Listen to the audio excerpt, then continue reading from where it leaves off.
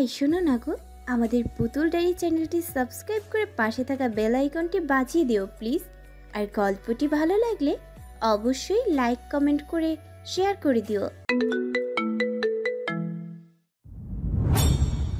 কথাগুলো বলতে বলতেই পঙ্খী নিজের পকেট থেকে চাবি বের করে নিজের ঘরে তালা খুলল। আয়ুষের দিকে তাকাতেই দেখলো সে হা করে পঙ্খির দিকে তাকিয়ে আছে, দৃষ্টি নড়ছেই না। পঙ্খী হালকা চেঁচিয়ে ডেকে বলল, এই যে যমজের এক পিস, ভেতরে আসুন। বেশ তো দাঁড়িয়েছিলেন ঘন্টাখানেক। গোল কাটলো আয়ুষে, এদিক ওদিক দৃষ্টি দিয়ে তাকালো মহিলাটির দিকে। তা দেখে মহিলাটি লাল দাঁতের হাসি দিয়ে পড়ল, যান সাহেব, ওর হজ্ঞেই ঘরে যান, ক্লান্ত হয়ে গেছেন গা সাহেবরা। বলতে বলতে মহিলাটি নিজেও নিজের ঘরে ঢুকে গেল। আয়ুষ পঙ্খির দিকে তাকাতেই পঙ্খী আস্তে করে বলল, আসুন। ভেতরে ঢুকলো আয়ুষ। চারদিকে চোখ বুলিয়ে নিল একবার অন্ধকার ঘরটা। পঙ্খী গিয়ে ঘরে থাকা ছোট্ট খিড়কিটা খুলে দিতে ক্যাচ ক্যাচ আওয়াজ তুললো সেটি। হালকা করে আলোক রশ্মি প্রবেশ করলো ঘরে, তবে খুব একটা যে আলোকিত হয়েছে তা কিন্তু নয়। ঘরে একটাই রুম, একটা খিড়কি আর মূল দরজার বিপরীতের পাশে আরেকটা দরজা দেখা যাচ্ছে। দরজা বলে ভুল হবে, সুদীপ পর্দা টাঙানো সেথায়। এখানে বসুন। ঘরে থাকা ছোট্ট একটা চৌকির দিকে নির্দেশ করে বলল পঙ্খী। আয়ুষ ফিরে তাকালো সেদিকে। বসার মতো এই একটা জিনিসই আছে রুমটায়, না আছে একটা চেয়ার, না আছে টুল বা অন্য কিছু। পঙ্খী শার্টের হাতা গোটাতে গোটাতে পর্দা সরিয়ে ওইদিকে রুমটাই গেল। সেইখানে কি আছে স্পষ্ট না দেখলেও যতটুকু চোখের আদলে দেখেছে বুঝতে পারলো যে ওইটা রান্নার জায়গা। পঙ্খী ওই দিকে যেতে একটা চাপ কলের আওয়াজ ভেসে এলো। আয়ুষ বুঝলো রান্নাঘরের পাশাপাশি ওই ঘরে একটা টিউবওয়েলও আছে। ফিরে এলো পঙ্খী, হাত মুখ ধুয়ে এসেছে। এতক্ষণের ধুলো মলায় জর্জরিত মুখখানে এক সজল রূপ দিয়েছে বলতে গেলে। আয়ুষ মুগ্ধ নয়নে পঙ্খীর প্রতিটি কার্যকলাপ লক্ষণ করতে লাগলো। সুখ সুখ অনুভব হচ্ছে কেন? পঙ্খী কাছে আছে বলে। ভাই তো এমনটাই বলল, কাছে থাকলে আর অন্তরে এর কষ্ট থাকে না। তাহলে এইটাই কি ভালোবাসা? I am fall in love with Pankhi. প্রশ্ন করলো নিজেকে। উত্তরটা সঠিক না আসলেও আয়ুষ খুশি মনে ধারণা করে নিল উত্তরটা হ্যাঁই হবে। মিল খুঁজে পাচ্ছে যে ঘরের এক কোনায় ঝুলানো দড়ি থেকে পাতলা গামছাটা নিয়ে হাত মুখ ভালো করে মুছে নিল পঙ্খী। এরপর গামছাটা আবার আগের জায়গায় রাখতে রাখতে তাকালো আয়ুষের দিকে। আয়ুষ এই একই জায়গাতে দাঁড়িয়ে আছে। একটা নিঃশ্বাস ফেললো পঙ্খী। আবার ওই রুমটায় গিয়ে ফিরে এলো। ছোট্ট একটা ঝুড়ি ভর্তি শাপলা লতা নিয়ে ছোট্ট চৌকির এক কোণে উঠে দু হাঁটু ভাঁজ করে বসলো। আয়ুষকে চোখের ইশারায় আবারও বসতে বলল। আয়ুষ শুনলো। এবার এগিয়ে গিয়ে বসলো পঙ্খী বরাবর। ঝুড়ির দিকে তাকিয়ে পড়ল। এগুলো কি আবার? পঙ্খী শাপলা লতাগুলো ছোট ছোট টুকরো করে পাশে থেকে পাতলা আঁশ ছাড়িয়ে নিতে নিতে বলল, শাপলা। সেটা তো চিনি আমি, কিন্তু এগুলো নিয়ে কি করছিস এসব? ভোরে দূরের নদী ঘাট থেকে তুলে এনেছিলাম। অনেকদিন খাওয়া হয় না এটা, তাই আজ রান্না করব। মুখ কুচকালো আয়ুষ। হোয়াট? ফুল রান্না করবি? এটাও খায় মানুষ? পঙ্খী তার চির পরিচিত সেন্টি খাওয়া লুক নিয়ে তাকালো আয়ুষের দিকে বলল, ফুল খায় না, শুধু লতাগুলোই রান্না করে। কিভাবে? দেখুনই না। আবারও নীরবতা। পঙ্খী আপন মনে নিজের কাজ করছে আর আয়ুষ পলক্ষীন দৃষ্টিতে তার পঙ্খীকে দেখছে। তা আজ হঠাৎ এখানে? আমায় আবার বন্দি করবেন বুঝি? আয়ুষ মৃদু হাসলো, আস্তে করে বলল, করবই তো, আমার হৃদয় খাঁচায়। কি? কিছু না, নিতে এসেছি তোকে। পঙ্খী এবার সরাসরি দৃষ্টি দিল আয়ুষের দিকে, বলল, আবার কি করলাম আমি? অনেক কিছুই। তার আগে আমার কিছু প্রশ্ন আছে তোর কাছে। শাপলা লতাগুলো পিস করা শেষ। পঙ্খী বিছানা থেকে নেমে দাঁড়ালো। ঝুড়িটা নিয়ে ঠোঁট বাঁকিয়ে হেসে পড়ল, এটা আপনার ব্যারেক নয়, আর এখানে আপনার পোষা প্রাণীগুলোও নেই, তাই আমি চাইলেই আপনার প্রশ্নের উত্তর দিতে না করতে পারি। হাসলো আয়ুষ। নিজেও উঠে দাঁড়ালো পঙ্খীর সাথে সাথে। তুই মারামারি জানিস, সাহসও আছে, তবে তাই আয়ুষ বিন চৌধুরীর সামনে অতি নগণ্য। তাই আমাকে আবার খারাপ হতে বাধ্য করিস না। শুনল পঙ্খী, তবে কিছু বলল না। এগিয়ে গেল রান্নাঘরের দিকে। আয়ুষ একটা বড় সড়ো নিঃশ্বাস ফেলল। বেশ কিছুক্ষণ ঘরময় চোখ বুলিয়ে দেখা গেল এত সময় পরেও পঙ্খী এই কামরায় এলো না দেখে নিজেই পর্দাটা সরালো হাত দিয়ে। তাকাতে দেখলো পঙ্খী মাটির উনুনে শুকনো পাতার সাহায্যে আগুন জ্বালানোর প্রয়াস চালিয়ে যাচ্ছে, ধোয়া দিচ্ছে উনুনের চারপাশে। পঙ্খী ঝুঁকে বারবার উনুনের মুখে ফু দিচ্ছে। মুহূর্তে কয়েকটা হার্টবিট যেন মিস হলো আয়ুষের। কি হলো জানা নেই, আয়ুষ যেন তৃষ্ণা মেটার বদলে আরো বাড়িয়ে দিচ্ছে। ইস, এই রূপে কি পঙ্খী তার সামনে ধরা না দিলেই পারতো না? একেবারে গৃহিণী, শুধু একটাই জিনিস মিসিং, পরনে যদি এই গ্রাম্য স্টাইলে একটা শাড়ি পরা থাকতো। ইস, আয়ুষ পাগলি না হয়ে যেত তখন। পঙ্খী খেয়াল করলো আয়ুষকে, একবার তাকিয়ে আবার চুলো জ্বালানোয় মন দিল। বলল, এদিকটা আসবেন না, আপনার চোখে ধোয়া যাবে, আর এইসব তো আবার আপনার সইবে না। শুনবো না আয়ুষ উল্টো আরো এগিয়ে গেল পঙ্খির কাছে। ঘরের দাওয়ায় পা ঝুলিয়ে মাটিতে বসে পড়ল। পঙ্খী একটু অবাক হয়ে পড়ল। এই কি, আপনি এখানে বসেছেন কেন? খাটে গিয়ে বসুন না। চিন্তা নিস না, এখানেই ঠিক আছে। পঙ্খী কিছুক্ষণ এক পলকে তাকিয়ে রইল আয়ুষের দিকে, এরপর মনোযোগ দিল চুলোয় ভাত চড়াতে। গরম পানিতে চাল দিতে দিতে বলল, কি যেন প্রশ্ন করবেন বললেন? উত্তর দিবি? পঙ্খী কাজ ছেড়ে ফিরে বসল। আয়ুষের দিকে শান্ত কণ্ঠে বলল, আমার জীবনপথ অনেক লম্বা হলেও গোপনীয়তা নেই বললেই চলে। আমি অন্যের মতো কথা বুকে চেপে রেখে নিজেকে কষ্ট দিই না, তাই যত দূর সম্ভব উত্তর দিব আমি। আয়ুষ বেশ বুঝতে পারলো পঙ্খির কথা, তবুও সময় বুঝে প্রশ্ন করল, তোর মায়ের সম্পর্কে জানতে চাই। যেমন? বললি না তোর মা বাবা আছে, তোকে নাকি প্রায়ই দেখতে আসতো? প্রায় নয়, মাঝে মাঝে, তাও বছর পার করে। তুই শিওর উনি তোর মা? পঙ্খী ফিরে তাকালো আয়ুষের দিকে। জানি না, তবে কখনো কারোর মা এমন আচরণ করে কিনা আমার জানা নেই। আমার ওনার সাথে আমার কিছুরই মিল নেই, চেহারা, বাচনভঙ্গি বা অন্য কিছু। ওনার জন্য আমার অনুভব হয় না, ওই যে থাকে না মাকে পাওয়ার অনুভূতি, সেটাই আর কি।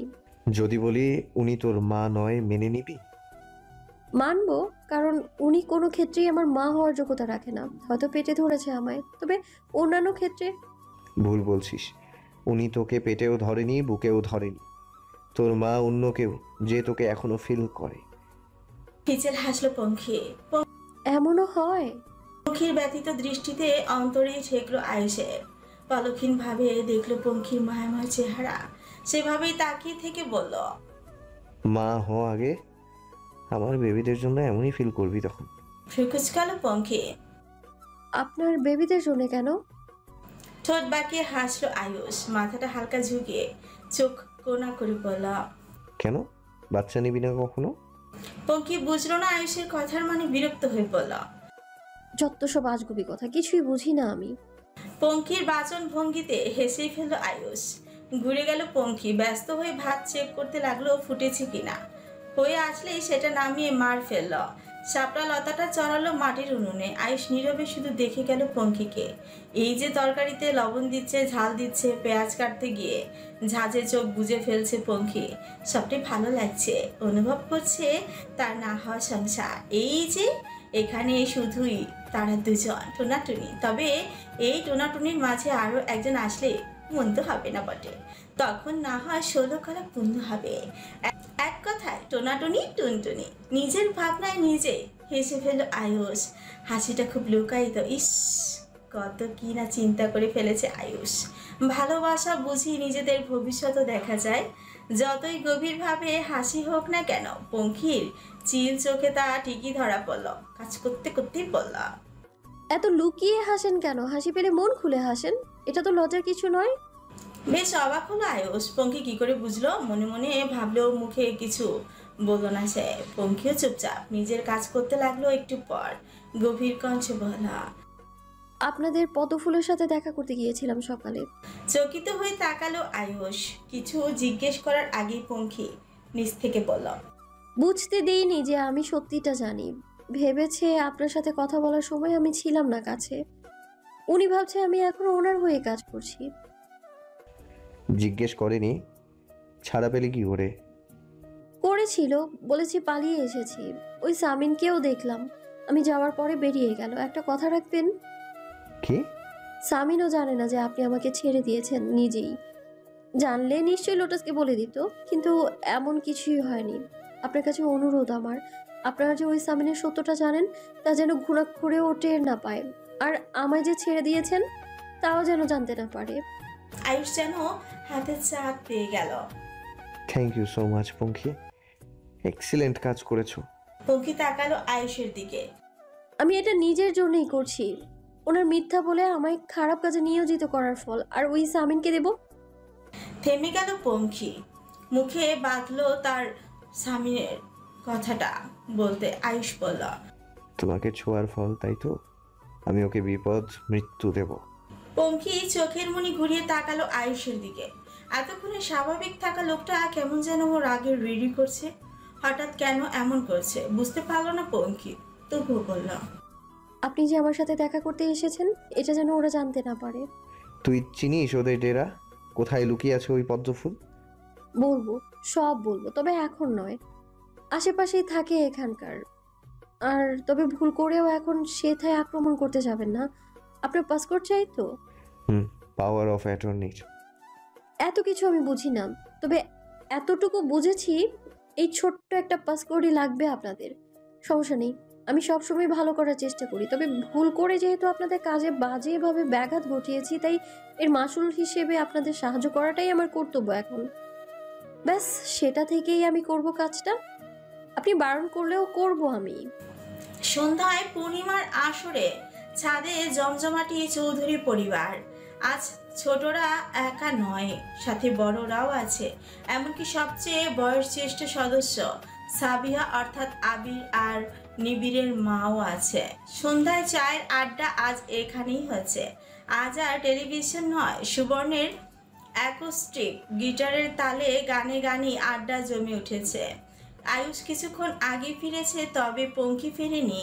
এই ব্যাপারে আয়ুষকে জিজ্ঞেস করতেই বলল, পঙ্খী আমাদের হয়ে কাজ করবে, তবে আমরা যে পঙ্খীর সাথে যোগাযোগ রাখছি তা কিছুতেই পদ্মফুলকে বুঝতে দেয়া যাবে না।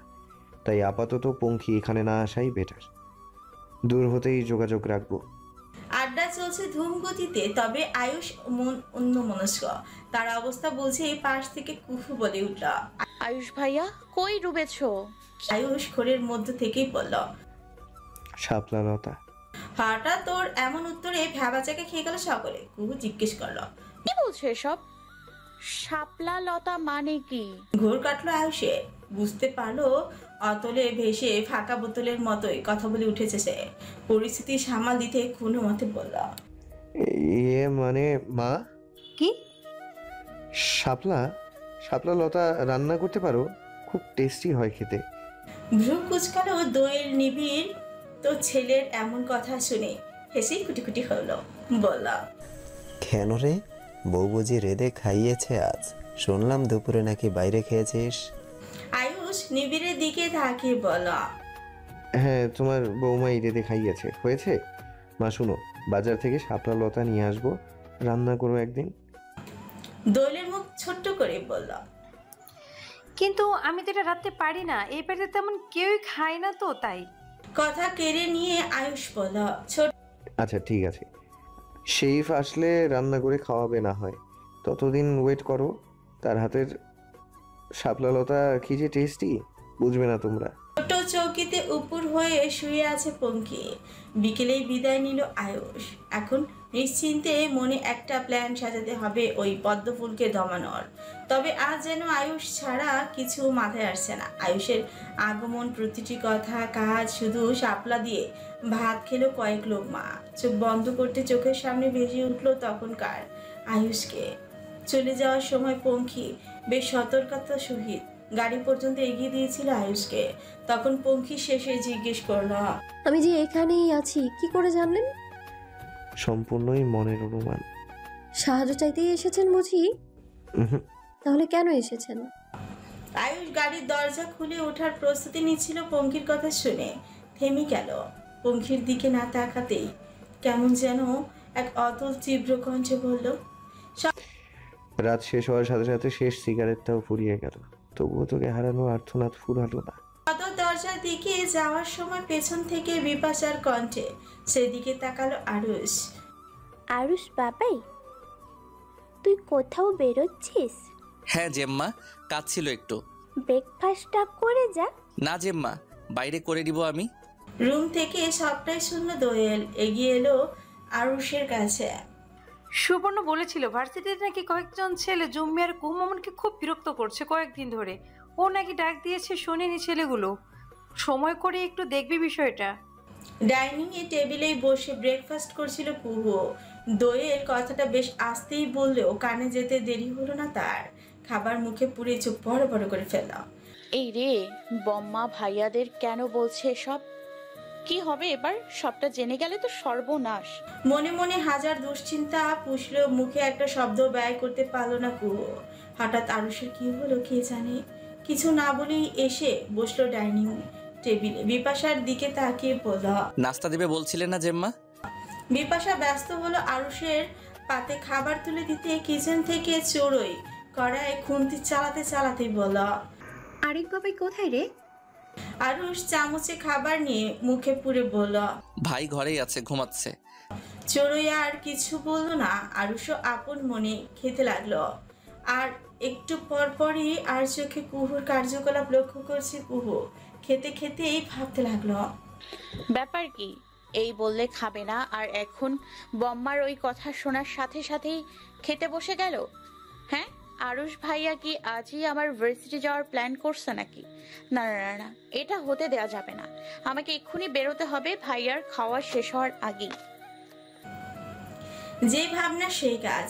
খাবার পুরোটা খেলেও না কুহু। তাড়াহুড়ো করে উঠে আরুষের পাশ কাটিয়ে যেতে কারোর ফোনের আওয়াজ থেমে গেল।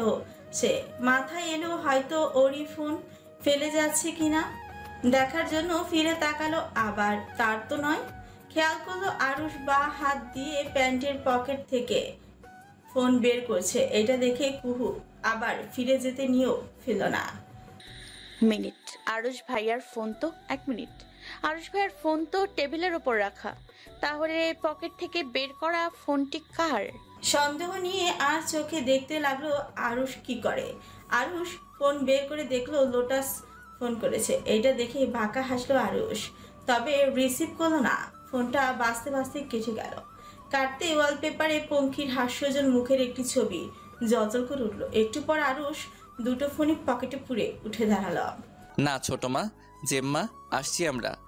বলেই জোর কদমে এগিয়ে এসে খামার মতো দাঁড়িয়ে থাকা কুহুর হাতের কবজি চেপে ধরে টানতে টানতে বলল, চল, লেট হচ্ছে আমার।